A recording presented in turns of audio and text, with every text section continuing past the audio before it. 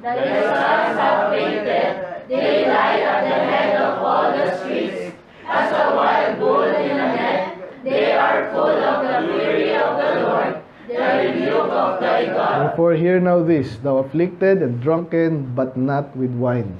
Thus saith the Lord thy God, and thy God that delivereth us of these people. Behold, I have taken out of thine hand the cup of trembling, even the dregs of the cup of my fury. Thou shalt no more drink it again.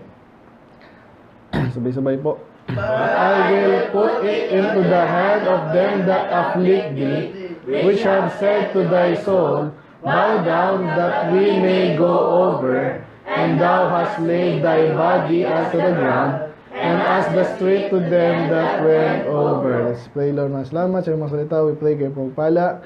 Ay po magturo sa amin. Yung mensahe ngayon, gabi na naman. I pray maging daluyan ng pagpapala, Panginoon. Ngayon at sa Sunday, Panginoon, sa diadem, Panginoon, I pray kayo pong yung kalooban niyo po matubad sa bawat isa sa amin, Panginoon. Hanapin ang inyong katuwiran. Gawin dito, Lord. Magtiwala sa inyo, Lord. Ngayon na naman, makita namin yung aming sarili din. Kung paano kami ay dapat lumago sa inyo at magtiwala. Even mga times, Panginoon, na meron na kami pinanggalingan, ibig sabihin, naparusahan na. Lahat naman po kami ay nagkakasala. May panahon talaga na parusahan, makakaranas ng pagpapalo, Panginoon. Pagpapala din. We look forward to your healing, Panginoon, restoration, Panginoon. At yun po yun, magiging masaya ang ating fellowship. Ikaw po yung nagtiwala sa inyo, hindi ka bumitaw. Kami po yung nagtiwala at magpatuloy. Ilaw po, Lord, kayo malulati. In Jesus' name we pray. Amen. Amen. Nakapo na po. Good evening sa lahat. Okay, balikan natin as usual po yung mga ano kayo dun, no? Kasi thy Lord, the Lord, thy Lord. Dali. Thy Lord, the Lord. Tsaka magkaiba, di ba napansin niyo yung Lord na una ay capital L, then small na lahat. And then yan, all caps yung isa. Okay, pag nakita niya sa akin James, ano niyan? Yung capital all caps, ano po yan? Jehovah. Okay? Yung pangalan ng Panginoon yan. Okay? Proper name. Ayan na naman tayo sa proper name. Okay? Yung Lord, common name. Okay? Pero isa lang naman kasi ang Diyos talaga, Panginoon. So, kaya, yan. Anyway. Tsaka yung isa sa kanina, no? Huge.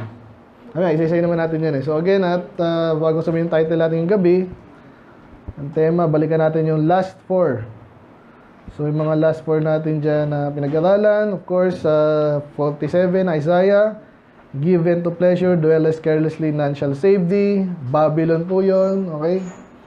Kung saan, kinumpara sa babae na, yun nga, puro sarap gusto. Walang pakialam. So, applicable din, yung iba dyan, applicable sa atin. So, sana may aral kayo itong natutunan. And this Isaiah 48, no peace to the wicked and unrighteous. So, warning to the obstinate. Mga matigas ang ulo. And then, second to the last, graven upon the palms of my hands. So, sino yung tinutukoy doon? Sino hindi niya makakalimutan? Lagi niyang, Sino nga? Okay, yung basically yung people niya. Pero tama yun, yung mga lalong naglilingkod sa kanya. Ay, sa trabaho ngayon, sabi nga sa inyo, na-miss ko kayo, pero kapal lang, magkakasama tayo. No? So, kaya, tatawa ka rin sa church, ganun eh. So, pero pag, so dahil din, madami ko nang di kilala eh. Pero iba doon pala, parang anak ng sino. May mga bago din. So, ganun eh. Salamat yung iba, hindi nawawala. Pero tama yun, no? Yung mga lalong ginagamit ng Diyos, yun ang kilalang kilala niya. At kayo din, kung ginagamit kayo ng Diyos, kilala niyo ang Diyos. And then last week, the tongue of the learned. Okay? When the Lord Himself guides. So, maganda to eh, kung a-apply nyo sarili nyo. Amen? Ngayon naman, medyo common pa rin yung tema sa siyempre sa people of God, ang Diyos. Kaya title lang natin ngayon, yung sa verse 1. Sabi dyan, sino yung kausap niya? Yung tanong na naman. Sino yung kausap niya na naman dito? Kasi may mga pagkakataon, yung Babylon, yung sino ba yung mga kinausap niya lahat ina-address niya, yung Moab, yung ibang tao, di ba? So ngayon, sino naman yan? Father nila si Abraham, Sarah is their... so sino yan? Mga Israel na naman, no? Kaya title natin yan, sabi dyan, Hearken to me, ye that follow after righteousness. Yan ang title natin, ye that follow after righteousness. Okay? Sila daw kayo na sumusunod sa katuwiran. Okay? Very common yan, lagi binabanggit. Pero sana maintindihan, lalo nga bata, anong sabihin, follow after. Ibig sabihin, sumusunod ka, inoobserbahan mo, ganun pala yun. Okay? Kaya magkakasundo tayo sa church kung lahat tayo sumusunod sa Panginoon. Ngayon, iba-iba tayong level kasi ng pagsunod Pero, yung iba may iwan. Yung iba, sana, sabay-sabay tayo sana. Hindi naman tayo kukumpara ng hindi naman kayo pa ganun. Pero, tinutukan nyo dito, basically, sabihin ko na sa inyo, Israel nga, pero minsan kasi kahit Israel, hindi yan lahat nakakasunod Alam nyo na, lagi sinasabi natin, di ba? Sa ngayon nga, sino na ba Israel ngayon? Yun na, wala na sila Church na yon, amen? Pero kahit sa church, lahat ba sumusunod? Hindi pa rin So iba yung klase ng pagsunod, ibang level. Kaya, ito sa title natin, ito yung appeal sa inyo. Kung ikaw, parang gano'n, kinakausap ka. Kung ikaw ay sumusunod sa katuwiran. At yung another na dyan, kayo naghahanap sa Panginoon. Amen? So, nagsabihin ng follow, tsaka seek, di ba? Inaalam mo ano yung judgment niya, especially, bakit niya sinabi yun, bakit, para saan ba yan, di ba? Sumusunod ka sa style niya, sumusunod ka sa kanyang katuwiran, of course, especially, diba? Pero minsan pag pati style niya, gagayahin mo na Huwag mo nga sabihin lang na Diyos ka. Obviously, may mga iba pa rin sa kanya, no? Pero yung mga katuwiran niya, yung kung saan siya masaya, diba? Yun ang gusto niya, yung inakamuhian niya, kinamumuhian mo rin, yan. So, ito yung tinutukoy dito, or ina-address, I mean. Kasi kung sa atin dito, diba? Sa atin kasi talagang, yung siguro, yung mga, sabihin natin, sumusunod-sunod, mga bata pa lang, diba? Pero sigurado ako kahit sina Rapi, sina Julia, nagde-decide na sarili nila yan. Amen? Lalo naman si Joshua, di ba? Kasi kung ayaw niya dito, wala nang matagal yan. Amen? Amen. Ngayon, si Prince, dala-dala pa ng ate niya yan, di ba? Si Sandra, nagde-decide ka na ba sarili mo? Pag ayaw mo. May pilit ka ba ng ate mo magsakali? Hindi. Ibig sabihin, nagde-decide siya dito. Amen? Gusto niya, di ba?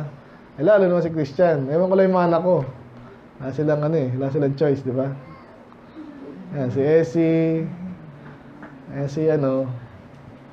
si Ryzen, wala, dala-dala pa lang yan. So, anyway, kaya nag-a-appeal ang Diyos sa atin, tingnan mo kung applicable sa iyo to. Basahin ko lang sa Romans 8:28, ito yung gas-gas kasing kino-quote kahit mga unbeliever. Okay? Kaya paborito natin, sabi niya, and we know that all things work together for good. Yun lang, paputulin na nila doon, iba.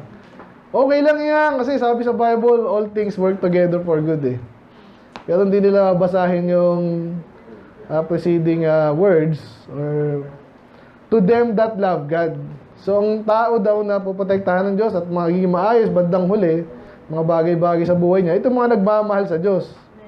And then, may qualification ba? To them that who are the called according to His purpose. So, hindi lahat talaga ng tao lang. Lalo na yung mga blessings after ng kaligtasan, di ba? So, ganun din to. Kaya alam, binlink up ko yan.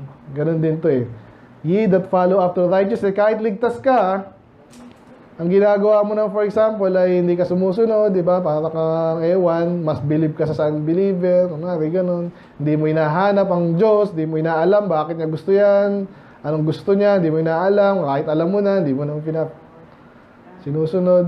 So, hindi applicable sa ito. Okay? Ngayon, ang maganda naman dito, kung naisipan mo, mali pala ako ngayon, hindi pwede ka naman sumunod. Lalo kang maghanap at magsumunod sa katuwiran. Yun lang naman yung righteousness Parang ang daling sabihin niya, pero malawak yan. Okay? Kaya dapat sana, ngayon kahit sabi sa inyo, kahit mga pastor minsan, para bang may point na humihinto na sila. Amen? Dito na lang ako, ayoko nang aralin niya. Kunwari, New Testament lang ako, iba, ayaw ng end times, ayaw ng masyado malalim. Kasi siguro na naglilingkod na nga ako sa Diyos, ano pa? Pero sa totoo lang, palalim dapat tayo ng palalim eh. Lalo pa pag napuna ka na, diba? Dapat follow after righteousness. Okay, so tuloy natin to. Anong mangyayari do? Kaya subtitle na pala natin to. Seek the Lord for His blessings of salvation, protection, and restoration. Bakit? Kasi po lahat siya mabanggit. Una, kaligtasan. Pagligtas ka na, hindi mo na alam maligtas. Ligtas ka na eh. Pero actually, maraming bagay pa rin na dapat ka maligtas. Katulad ko na rin nyo. Saan kayo dapat maligtas? Kung ligtas na kayo, sigurado kayo sa langit. Maraming, di ba, kapahamakan minsan sa labas, di ba? Sanang maligtas kayo sa troubles ng magiging ano man yan, mapahamak, manakawan, mapilayan. So medyo mababaw yun, pero still, gusto natin yun. And then, nabanggit ko kanina yung protection kasi mabanggit na naman dito. And then, especially restoration. Kasi ito po yung panahon na yun nga, yung karamihan ng Israel, nasakop na eh. So, anong sabihin mo dyan? Lord, anong mangako? Anong bang plano mo pa sa Israel? Diba? Parang ganun eh. And as a whole. Tapos sila, natetreten sila. Southern Kingdom, Judah, natetreten sila eh. So, may mga pangako ang Diyos dito na napakaganda, positive sa kanila. Okay? And then, tamang-tamang apply natin sa sarili natin. Okay? So, tuloy natin. Sabi dyan, look unto the rock whence ye are hewn. Ano yung hewn? Past tense ng hew. Ano yung hew?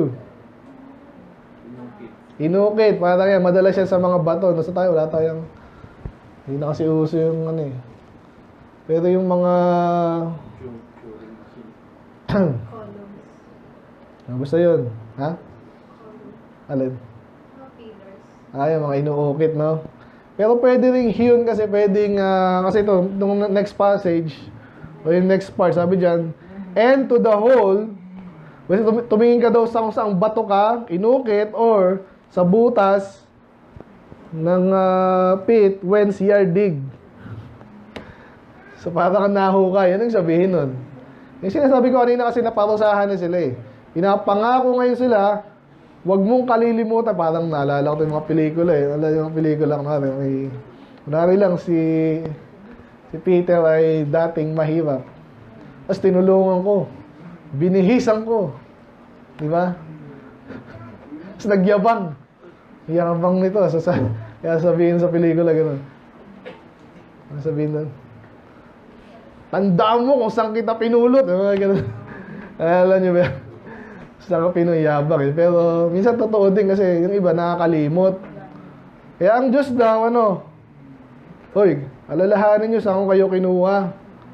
Mamatay na nga kayo eh. Kawawa kayo. Pero pag kayo niligtas ng Diyos, di ba? Tuloy lang natin. Look unto Abraham your father.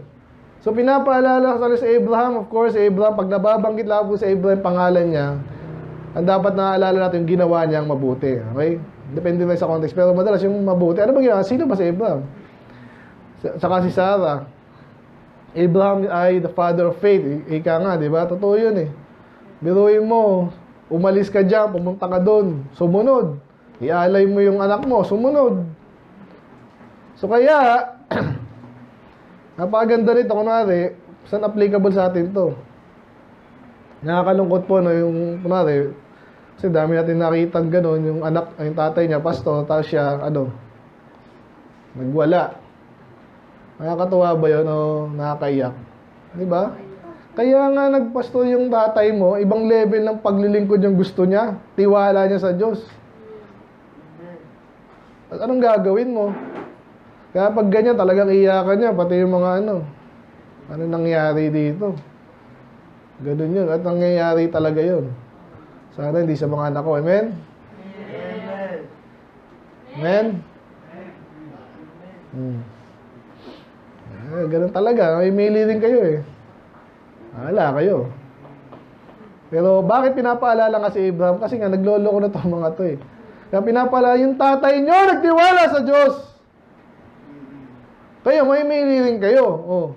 Kaya nga may identity sila eh. Dahil kay Abraham, alam nyo ba yun? Diba? Sina Noah, wala na, nagkagulo na naman yun after the flood. And then, nung nagsimula ang Diyos ulit kay Abraham, ayun, nagkaroon sila identity. Hindi lang identity, magandang identity. Nakilala sila bilang people of God. Okay, so ayan pa, anong sinabi? Anong dapat natin alalahanin? Bukod yung faith niya, sinabi na rin dyan, I called him alone. Huwag kayong matatakot na minsan mag-isa kayo. Amen? Mayroong mga taong yung kaibigan nila, kung si nanay nila, kung si lola nila, doon na rin. Sa umpisa, okay lang yun. Pero bandang huli, again, spiritually, kung lola mo, pinapahali ka sa paa ng Nazareno, mas naligtas ka, tuloy ka lang doon. So si Abraham, tinawag siya, mag-isa lang. Though actually, pag tinignan yung kwento doon, yung tatay nilang di ba? Unang nagpaalis doon. Pero anyway, yun ang sabi ng Diyos, siya yung tinawag niya. And bless him, yan. Ganda rin alalahanin, amen? Baka naman isip, tingnan niyo yung tatay, nanay niyo, kunwari inangat na kayo sa hirap. Tapos gusto niyo ba sa hirap, for example? Inalis ka nga sa, di ba? Amen. Inalis ka sa pangit na kondisyon, na sitwasyon. Mapahalagan mo ba yun o hindi? Ganun yung sabi ng Diyos dito eh. Pinagpala ko siya. Oh, anong gagawin mo doon? Babaliwalayin mo lang? Ganun talaga eh. Buti naman. Hindi. Pinapaalala niya, pinagpala ko siya kasi nagtiwala sa kanya. At ang alam si Abraham, napakayaman ni Abraham. So, sabihin, yung blessing sa kanya, kahit tinawag siya, inalis siya doon, tapos sumunod naman siya. Hindi naging hadlang yun kasi kaya iba ayaw humiwalay sa magulang. Alam niyo ba kung bakit? Yun, takot mag-isa, takot paano pag may ganyan? Humiwalay ka na, yung sabi sa Bible eh. Amen? Kaya Stephen, pag yan, ewan ko dyan, nag-asawa ka ba? Sino? Hindi ka pwede dito. Amen? Bahala ka, upa ka, bayad ka, trabaho ka, ganun yun. Bless and increase, isa lang yun. Tuloy natin, for the Lord shall comfort Zion. So yun ang pinapaalala niya na. Yung condition nila ngayon, hindi maganda. Kaya sabi niya, i-comfort kayo, papatibayin ko kayo. He will comfort all her waste places. Ayan no? Ano yung waste places? Mga nasira. Kasi nga, pag gera po, lalo sa panahon nila. Sabay, kahit ngayon, di ba? Lalo niyo sa Mindanao, ano ba yun? Lalo sa Gaza ngayon. Ano yung sa Mindanao? Marami ba yun? Sira-sira yun. Wala matuto. Ganun ang mga waste places. Ganun ang mga ginanapan ng gera, lalo sa panahon natin ngayon. Anong gagawin niya? I-comfort daw niya yun. Ibig sabihin lang, yung mga tao doon, basically. Hindi lang yung And He will make her wilderness like Eden. Ayan na. Yan yung mga irony dito, no? Hindi lang irony, talagang dinidescribe niya kasi nga naman, kaya niyang gawin yun. Kaya nga, alam niyo ba sa Middle East ngayon, sa sobrang yaman nila, yung iba doon, Saudi, kahit China ngayon, yung mga, basta pag mayaman ka, kaya kahit desyerto, pwede mong gawin Israel, ganun din. Lalo Israel, kasi technologically advanced sila. Yung tubig, ginagawa nilang bawal kasi yan, yung sa dagat, may sira yung lupa, pero may paraan eh. Nililinis nila, tapos pwedeng So, tao pa lang yun, pero ang Diyos, ganun din ang pangako, talagang, alam nyo yung Garden of Eden, di ba? Napaka-lush. So, yun ang pangako. In her desert, like the garden of the Lord. Yun lang yun, isa lang yun. So, yung wilderness, desert, yung Eden, garden of the Lord. Joy and gladness shall be there, found therein, thanksgiving, and the voice of melody. So, maganda yung lugar na sa mo makikita yung mga nagpapasalamat talaga sa Diyos. Ngayon, yung mga ibang mayaman niya, nakakalungkot, parang di na nagpapasalamat eh. Sabi nga na sa preacher, medyo napakain daw siya sa mahamahaling restaurant. Habang naghihintay siya, tinitingnan niya yung mga tao, sino kaya dito mag-pray? Yung sarap ng mga kinakain, wala man lang. Ganun ba tayo? Ganun mga to, hindi. So, sana, pasalamat tayo. Maganda pag nasa lugar ka ng ganyan. Amen? Amen? Amen? Dito lang sa church, ganyan tayo. Of course. So, sana Wala nang magbalak na ayoko na dito, no? Boring na ako. Something's wrong with you. Ganun ka. Hearken unto me, my people, and give ear to me, O my nation, for a law shall proceed from me, and I will make my judgment to rest for a light of the people. So, ano yung light? Ilaw. Yung ilaw, siya yung nag-illuminate, di ba? Kaya sabi kay Jesus, I am the light of the world. Ano sabi niya? Ano sabi doon? John 1:13 ba yan? Ano sabi doon? He is the light of the world. This was the true light that lighted every man that cometh into the world. He was in the world, and the world was made by Him. The world knew Him not. So, talagang siya yung light eh. Ngayon, itong tinutukoy na light dito, batas. So, tandaan nyo po yan, huwag kayong pag maganda ang policy, ang maganda po yan. Katulad sa, lagi tayong dumadaan sa di ba? Nadaan natin. Kaya asal ako talaga, pero doon pa rin dumadaan, May nakapark dito, may nakapark dito, tapos may nakatambay pang ganun. Nakikita na nahihiradag. Walang disiplina eh. So, pero hindi pwede dapat yan. Yung makalat, yung rules na ganyan. Gumaganda ang takbo ng buhay pag sinusunod. At saka naman siyempre may maayos na mga laws. Ganun siya sabi dito, kahit sa bahay po, pansinin mo, walang batas dyan. Bahala kayo, huwag kayong mag-aral, madumi, mapalamura. Ang hirap doon, tumira, di ba? Mabaho, di ba? So, pero pag may batas, maglilinis tayo, bawal magdumi dyan, dito lang kayo, Ang ganda ng buhay, amen? Amen. Eh, lalo pag batas ng Diyos, kaya nga salamat, nandito kayo ngayon eh. Alam nyo ngayon, inaaral nyo yan. Later, makikita ko na maayos kayong tao, amen? Amen. Pagpapalain kayo, hindi yan Wag lang baka dito lang kayo sa itsura nyo lang, pag dating nyo sa bahay, iba na. Yun ang pangit naman. Eh, naaral natin ito. Sinasabi niyan, yung batas daw ng Diyos, magiging ilaw. Sabi diyan, to the rest of the light of the people. So, actually, pwede yung magaya ng iba, Kaya kahit sa Pilipinas, may mga kulto na rito, kahit na paano, tuwa ka na, at least si Christ yung kanilang sinasabing Kristo nila, kahit pa paano. Unfortunately, hindi ligtas karamihan, pero still, na-influensya sila kasi nakikita lang maganda pala yung palakad na gano'n, pag maganda ang damit, maganda ang salita, walang patayan, bihira. Hindi naman hindi nila apply. May mga dapat tayong patay na hindi pinapatay, So, kulang din. But anyway, yan. So, hearken to me, my people, give ear to me, O my nation, for a law shall proceed from me, and I will yan. So, by the way, ano yung law niya, di ba? Pwedeng Bible, pwedeng yung mga binibigay niya. Sabi sa Bible, bibigyan kayo ng pag maayos kayo, bibigyan kayo ng mga tagapagturo, pastor, di ba? Lalo yun sa Jeremiah. Then my righteousness is near, my salvation is gone forth. Ayan na. Ibig sabihin niya, yung righteousness is near, parang naalala sa Romans 10 yun, Sabi doon, yung pinipreach ng mga preacher, nasa bibig nyo na. Ibig sabihin, hindi naman mahirap yung abutin at intindihin. Hindi niyo ba yun?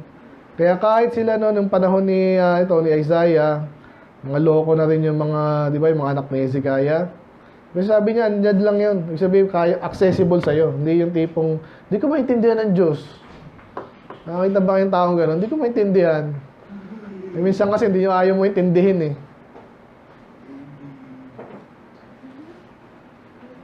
My salvation has gone forth. Ibig sabihin, talagang handa na silang iligtas. And my arm shall judge the people. Ano yung arms? Basically, yung paggabay lang niya, yung kanyang puwersa ba, yung kanyang paggalaw. Okay? And the isle shall wait upon me, and mine arm shall they trust. Yan. So, pag ikaw kasi, pag nakita mo, pag sinabing arm, ibig sabihin, kumilos yung Diyos, di ba? Pinanalangin natin na wala si Biden. Yung mga bakla, mapahiya. Ganun. Ay nangyari. Anong gagawin mo sa Diyos? Kaya ikaw naghihirap, tapos sa Lord, pagalingin mo ito, kung ano man yan. Tapos nangyari. Tiwala ka, nangyari yun. So, doon ka magtitiwala. Amen? Ngayon, yung tiwala lang sa kaligtasan, talagang yun Yun at yun lang yun. Walang requirement yung kundi, syempre, i-judge mo yung pinipreach sa'yo. Pero yung ibang bagay na magtitiwala ka sa Diyos, kay katulad nga niyan, yung mga provide niya, di ba? Protection, tsaka even yung bibigay ng blessing, talino, kailangan mo yan makita. Ibig sabihin, makita mong nagkakatotoo sa buhay mo at lalo ka magtitiwala sa Diyos.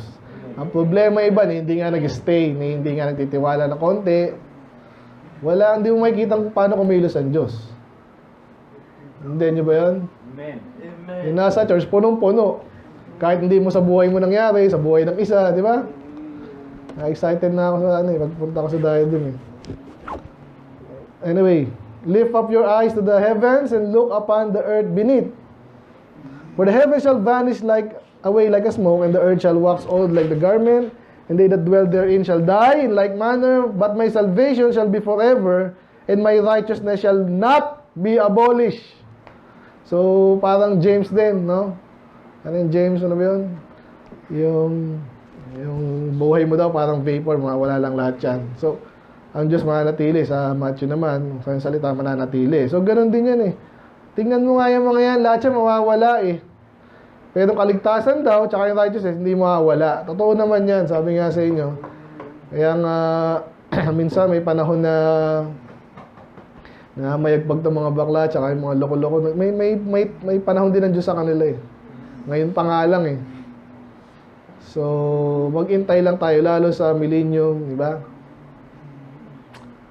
Tuloy ko lang to. Sabi dyan, hearken unto me. Mainig kayo. Ye that know righteousness. So, parang inulit yung kanina. Kasi minsan yung bang taong parang di nakikinig kasi hindi na naiintindihan eh. Ngayon tayo, kung naiintindihan mo yan, makinig. The people in whose heart is my law.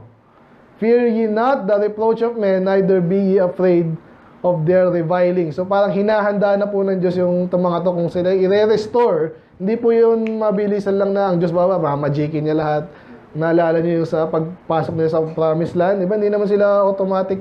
Andun agad yung milk and honey. Mayaman din. Nakipaglaban sila.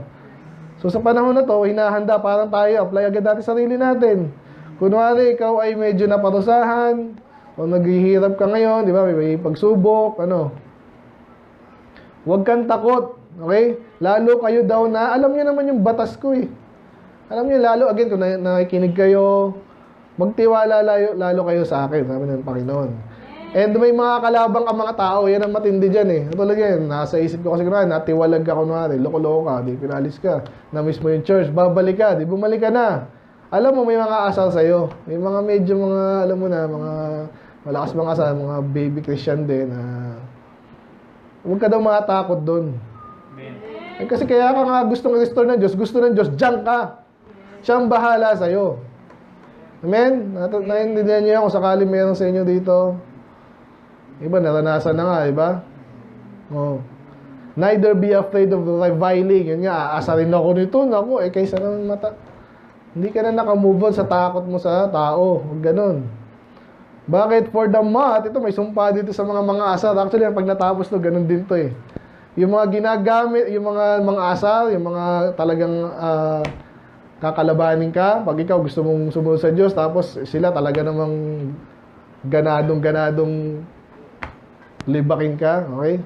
May paglalagyan niya. Ito yung first part lang. Sabi niya, for the moth shall eat them up like a garment, and the worm shall eat them like wool. Yung worm ba, tsaka yung moth, malakas bang kumain yan? Di ba, hindi naman eh. Unti-unti lang. Alam nyo, pag nakita nyo yung dating mayayabang, alam mo, maganda siya ngayon, mayaman siya ngayon. Tapos, pag talagang na-displease ang Diyos dyan, tapos nakita mo, pinagtanggol ka, yung dating mayaman, yung dating, kawawa na yan. Kawawa sa Diyos, lalo pag ayaw maligtas, ang hirap maligtas. Ako, doon ako naawa eh. Ang talino naman itong taong to, hindi maintindihan na... Tapos, gusto nang lumapit, makapunta pa sa kulto. Diba?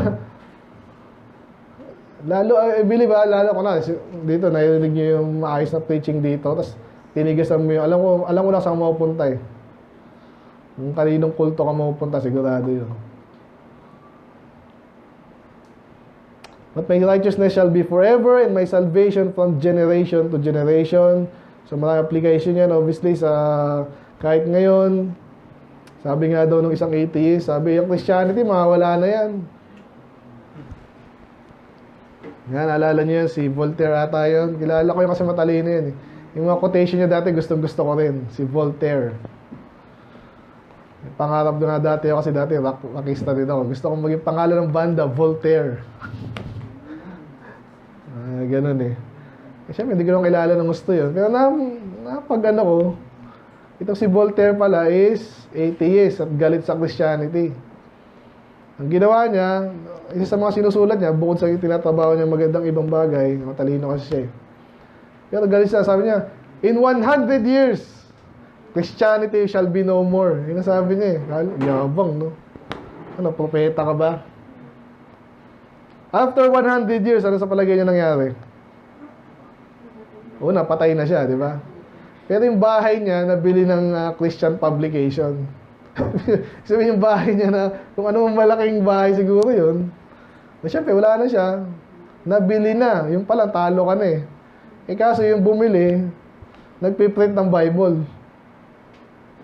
Nakita niyo ba yung irony? Pag nakita itong tao to yabang, tapos ngayon, ano mawawala? Tumitibay pa nga. Ngayon, may mga place na talaga nawawala Christianity. Problema nila yun. Kasalanan nila yun. So, loser ka.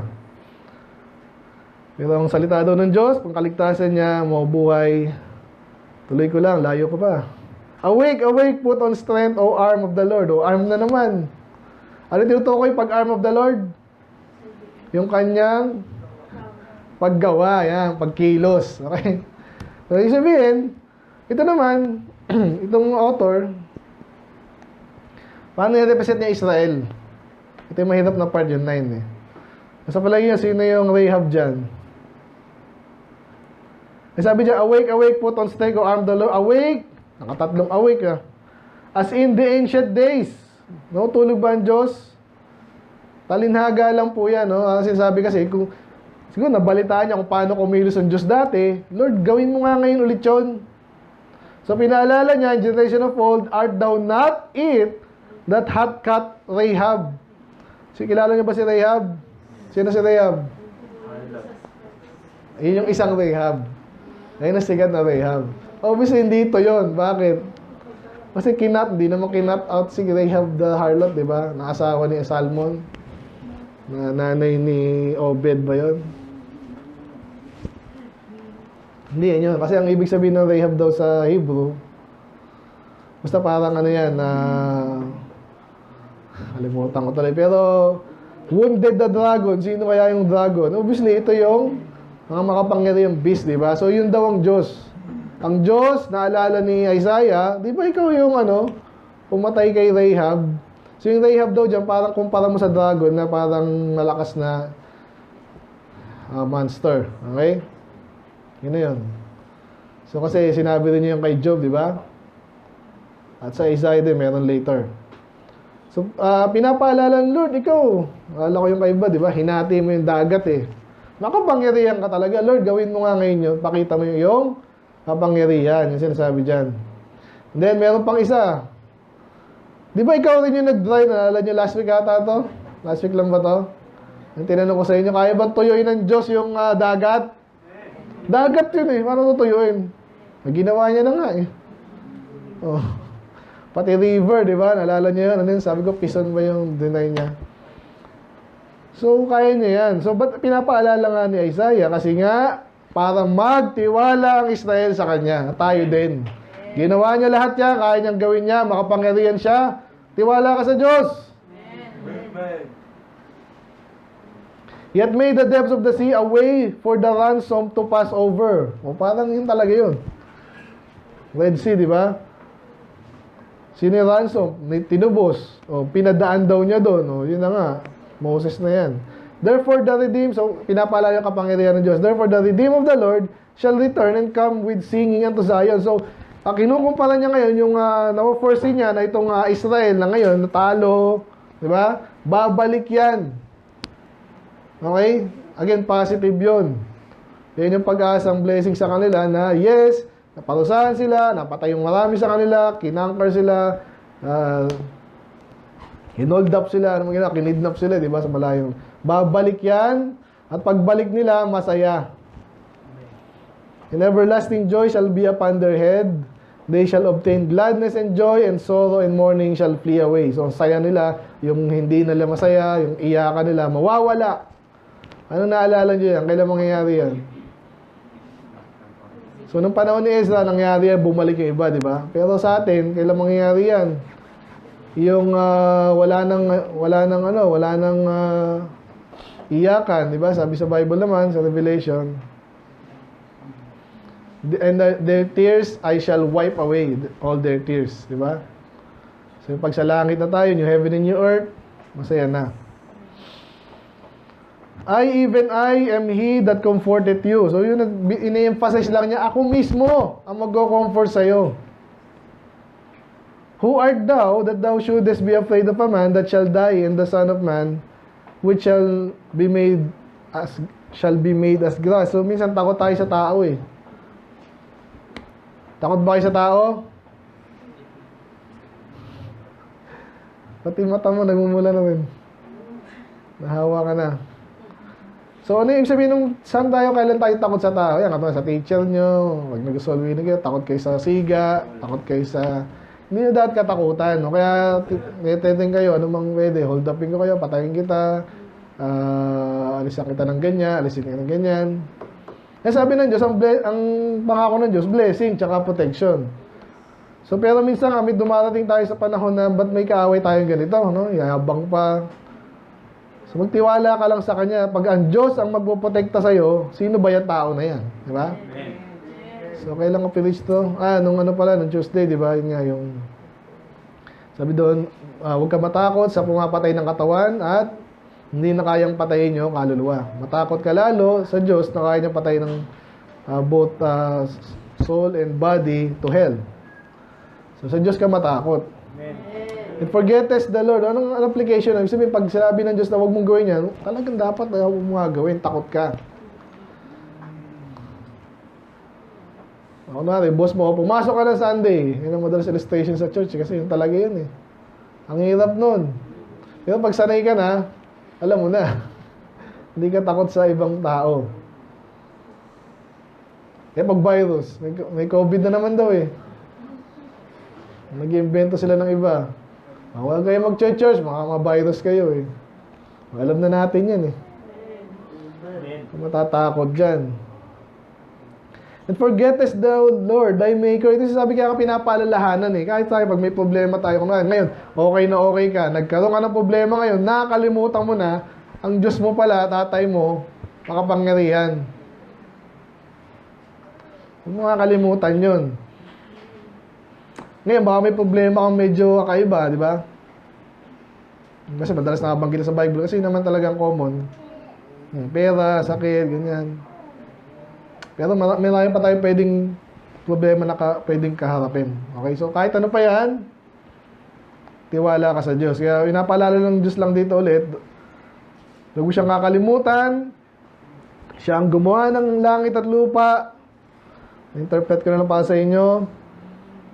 Yan. So, because of the fury of thy oppressor, talagang pinipressure akong tapang nung kalabang ko eh. As if he were ready to destroy, and where is the fury of the oppressor? Later, mawawala rin yan. Parang makakalimutan mo na yan, makakalimutan mo yan. Kasi wala na siya eh. Dati may kalaban ako, ngayon wala na. Wala na, either patay na, wala na. The captive exile hastened that he may be loosed, and that he should not die in the pit, nor that his bread should fail. Sabihin nun. So, hasted to be loose. Ibig sabihin, parang pinipicture ng Diyos na kayo ngayon, yes, captive kayo, pero sandali lang yan. Parang ganun. Ano yung sabihin ng bread should fail? Ay, wala nang kakainin. Diba? Lalo kami mga adult, anong kakainin namin next? Ganyan. Paano kung walang trabaho? Ganyan. Ako, ganyan. Baliw ka pag ganyan ng Tiwala ka lang sa Diyos. Gawin mo yung dapat mong gawin. Hindi ka magpabaliw dyan. I have put my words in thy mouth, and I have covered thee in the shadow of mine hand. Ay, inulit na to, di ba? Meron tayong sinabi ng Panginoon niya sa Isaiah rin eh. Hindi, si Jesus din, sinabi rin niya. That I may plant the heavens and lay the foundation of the earth, and say unto Zion, thou art my people. Yun. Ibig sabihin, pinapalaya, kayo nga yung pinili ko eh. Nakakalimutan nyo na ba yon? So, sinasabi na dyan, isa makapangyarihan siya. Pero yung maganda dyan, yung I put my words into thy mouth. Ano sabihin nun? Alam mga Israel na yan, nasa kanila yung Bible eh. Sa kanila unang pinagkatiwala yan. Pinapakabisado sa kanila nanay, tatay nila. Lamang na lamang ka. Amen? Amen. Huwag kayo tama rin mag-memorize. Tuloy ko lang, patapos na pala ito. Awake, awake, awake na naman. Stand, O Jerusalem. So kanina, ang inaano niya, ang Diyos, di ba? O ngayon, kung ang Diyos handa ng tumulong, ano nang gagawin natin? Hilata na lang ba tayo? Hindi. Tayo. Which has drunk at the hand of the Lord. Isa sabi ko kanina eh. Yung time na to, pag sinabing ininom mo na yung inumin ng Diyos ng kanyang fury, ano sabihin nun? Ha? Ito yung galit ng Diyos. Ayan, ininom mo. Tinanggap mo. Okay? So, ibig sabihin lang, pinapaalala na pinatasahan kayo ng Diyos. Okay. And thou, ito malala. Thou hast drunk, ano yung dregs? Ito daw po yung ano yung dregs. Sino magaling? Ha? Ayan, latak. No? Latak. Sino kumakain ng latak? Kasi sabi na, so ininom mo na nga yung tubig, pati yung ano, so dinidescribe na Diyos kung paano sila pinatasahan. Amen, ganun nangyari sana, dami napatay sa kanila, di ba, alam niyo na? Oh. And wrong them. Yun hindi ko na ano doon. Sabihin, siguro, piniga pa. Ganun lang. Sino, boss talaga. Sinimot, yan. And there is none to guide her among all the sons whom she had brought forth, neither is there any that taketh her by the hands of all the sons that she had brought up. So, sino to yung babae dito? Sino? Israel. Jerusalem, I mean. Israel na rin yun. So, basically, sila rin yun. Okay? So, nung panahon na yun, parang walang mag-guide sa kanila. Yun ang topic natin last time, di ba? Ang Diyos ang nag-guide sa kanila. Pero nung kasi pag nasa ka ng problema, sino yung kahit sa pag-aaral nyo, parang litong-lito, saan ba ako pupunta? May time sa amin na gano'n sa college na parang binigyan ka lang na, basta gawin yan ha, bahala ka dyan. Di mo alam kung saan ka, wala pa internet dati. Bahala ka, magtanong-tanong ka. Yung pwede naman magtanong eh. Diba? Sino nawala dito sa hindi mo, nawala ka na, naligaw ka na. Parang ganun tayo kinukumpara pag sa problema.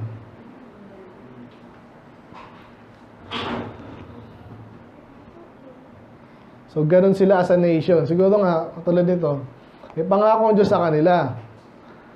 Yung ibang bagay doon, naintindihan na ibang hindi.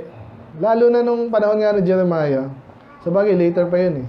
Pero talaga dumating na yung parusa sa kanila, sabihin, kala ko ba, hindi tayo masakop. Diba? Kumbaga naloko ka. Saan ka pupunta? Pag dumating sa buhay kayo ng ganon, alalahanin nyo ang Panginoon. Okay, kung ligtas kayo, may pwede kayong balikan. Pag hindi, yun ang problema eh.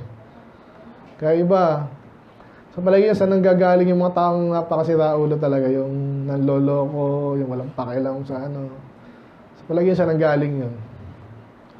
Tinuro kaya nanay tatay niya sa kanya yun? Hindi. Yung iba dyan actually, mga nasobra ng problema, hindi nila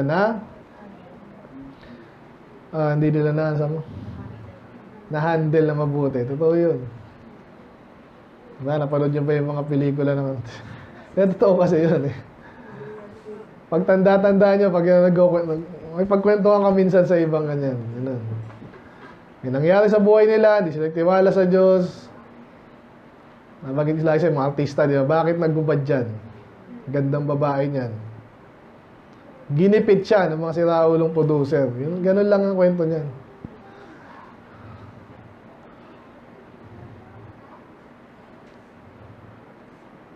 Anong ayaw niyong trabaho? Na napipicture niyo na ayaw niyo dun. Sabihin, malalait. Hindi ako nalalait. Totoo yan. So, anyway, tuloy ko lang to. And the two things are common to thee who shall be sorry for thee. So, may dalawang bagay daw, pero babanggitin niya dito, marami. Nakatawa kami sa ano ng scripture eh. Diba, sabi sa Proverbs, basta gano'n, may 3 are ganyan, and then 4 is ganyan. 6 ganyan, and 7 ganyan. So, ano yun eh, parang binibilangan ka. But anyway, so, ano daw yung darating sa mga, yun nga, trouble. Ano yung darating sa mga, hindi sinabi dito, pero Israel pa rin to eh. So, desolation, destruction, and then, famine and sword. Kasi magkakasunod talaga yan. Pag may gera, maraming namatay, walang kapayapaan, ang daming patay, ang daming pestilence yan. Kasi pag lalo sa panahon nila na, mabubulok na lang yan dyan. Magkakaroon ng famine, paggutom, sword, of course, patayan. And who shall comfort thee? Pag gano'n, parang wala ka ng pag-asa. Nakita mo ba yung ano? Kasi panoorin nyo, yung mga, naalala ko yung mga nagliparan kasi sa Ukraine, di ba? Ginera sila doon. Kawawa, mga babae, mga bata. Sa Marawi, ganun din. So, anong gagawin mo? Thy sons have fated thy lie in the head of all the streets, and as a wild bull in a net. Ano yung wild bull in a net? So, pag hinuli ka, di ba? Di ikaw, yung bull. So, parang kawawa, basically. They're full of the fury of the Lord, the rebuke of thy God. Therefore hear now this, thou afflicted and drunken, but not with wine, that saith the Lord the God, and thy God, yun na nga, thus saith thy Lord, the Lord, and thy God, that pleadeth the cause of his people, behold, I have taken out of thine hand the cup of trembling. So yun, inaalis na ngayon sa kanila. Kung dating sila yung pinaparusahan, later, aalisin na kasi, even the dregs of thy cup of my fury, thou shalt no more drink it again. So, positive na pangako to, yes, pinahirapan ka. Later, ilalagay niya sa iba. Tingnan nyo. But I will put it to the hand of them that afflict thee. Yung mga kalaban nila, na ginawa sila ng masama, yun ang paparusahan next ng Diyos. So, again, naulit na po to sa mga ating pag-aaral dito sa Isaiah lang. Kasi ganun lagi yung Diyos eh. Gagamitin sila na paparusahan yung Israel, pero later sila rin paparusahan. Kasi nga, masama rin sila eh.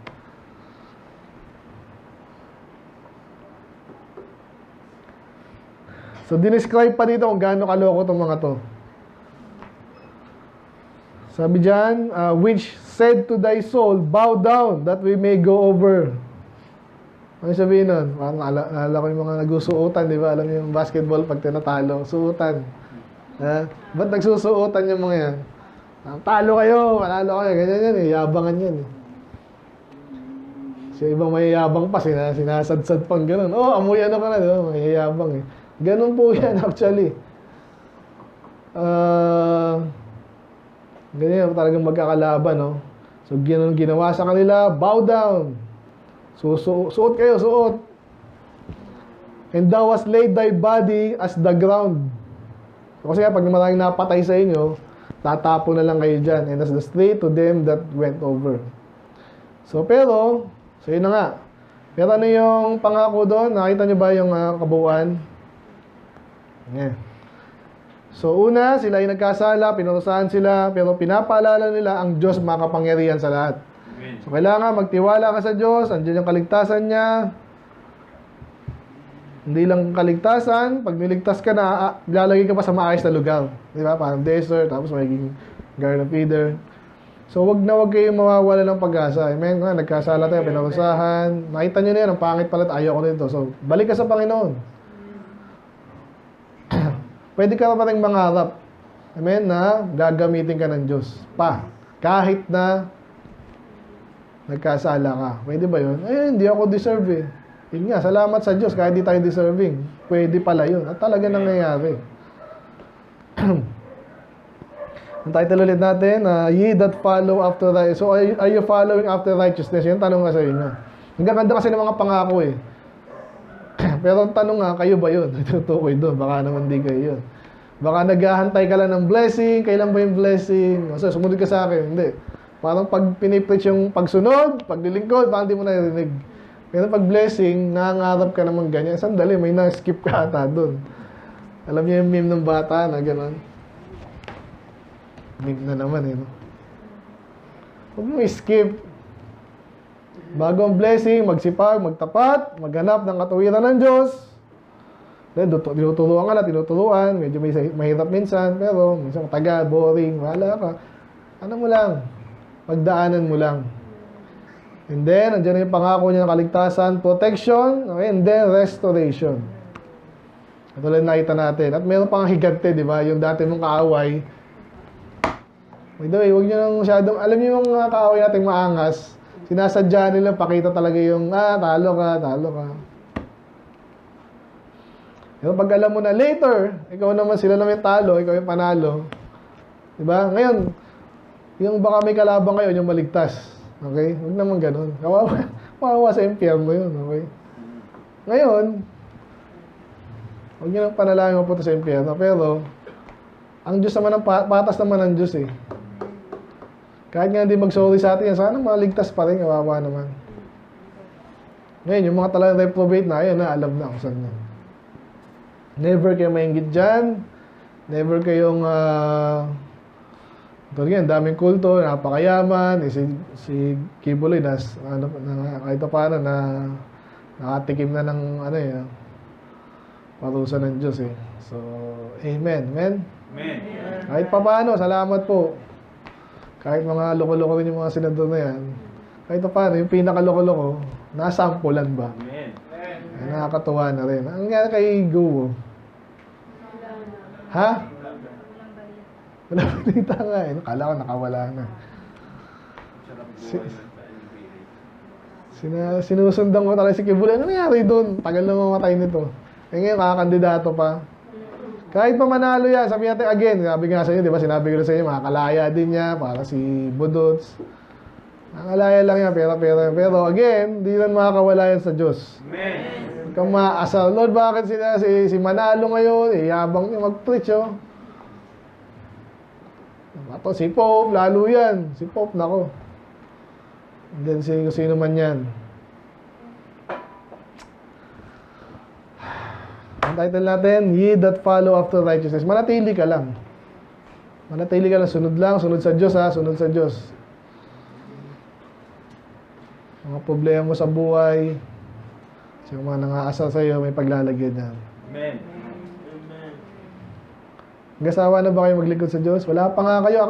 Introduction pa lang kayo. Ako, medyo ando na ako sa excite ako kasi. Yung mga dating, natutunan ko lang din na parang di ko malaman kung paano mangyayari ba yan. Siyempre, umaasa tayo ng blessing. Amen? Sana. Ito nga sina Sir Alvin, kaya si Pastor Alvin, tsaka ang tagal din nagtyaga nun. Pastor June, tagal. Parang forever na nga eh. Ay, nakakatawa na rin.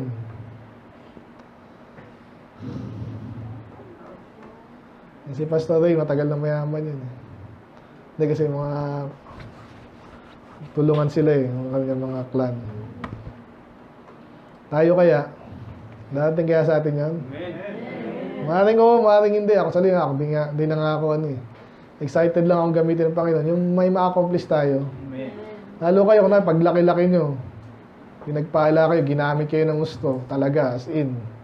Doon ako excited eh. Kasi yung mga yung building, okay din sana yan. Pero yung mga yan, pinagkaloob nga ng Diyos sa mga kulto eh.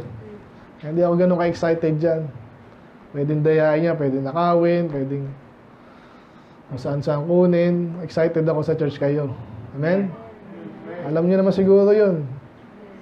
Kahapon lang, holiday na, turo pa rin, aral pa rin. Kasi yun ang bilisan natin. Amen? Sana wala nang mawala. Kung may wala man, mahala sila. So, ayun. Lapit tayo matapos sa Isaiah. Isaiah 66 chapter lang yan. Habang palayo ng palayo yan, magiging exciting pa yan. Mga prophecy about Jesus sa Psalms 53 yun. Natapos tayo last week sa 50. May nahapyawan tayo dun, di ba? So, exciting yan. Okay, let's pray, Lord. Maraming salamat sa iyong mga salita. I pray, nakuha namin ang sustansya, Panginoon. Kung di man, Panginoon, paalala niyo sa amin pagkailangan namin. Pag kami po ay nalagay sa kalagayan na hindi maganda, Panginoon, mga naman yan, may iligaw kami na discourage, may kahirapan, may parusa, Panginoon, mga naman yan. I pray, maintindihan. Maalala namin, kayo pang pinakamakapangyarihan sa lahat, mga naman yan. Kayang-kaya niyo po yan, pinapaalala niyo sa amin dito. Ngayon nangyari sa Israel, alam namin yung storya niyan. Yes, sila pinarusahan dahil sa kasalanan nila, pero yung mga nagtapat din, nagtiwala, actually, naranasan nila yung pagpapala niyo, Lord, hanggang dumating nga si Jesus, Panginoon. And then, sa panahon namin even, kami magpatuloy lang maglingkod sa inyo ng matapat. Marami pong bagay na pwedeng aralin, Panginoon. Makita namin yun na nakita namin talaga yung pagpapala sa buhay ng yung anak na nagtatapat. Lalo kami maging excited, lalo kami magtitiwala sa inyo, Panginoon. So, diba sa amin, natili lang, Panginoon. Nagabayin niyo pang bawat isa, yung lingkod, Panginoon. Hanggang 7 years pa lang kami dito. Andun yung blessing, Panginoon. Ipasubok din ng konti. Nalayan si Daddy sa alala. Mga plano niyo sa amin, Panginoon, pagpalain niyo. Makita niyo sa amin actually yung talagang gusto niyong gawin namin. At samahan niyo kami sa mga ganung bagay. Salamat po, Lord. Ingatan yung bawat isa. In Jesus' name we pray. Amen.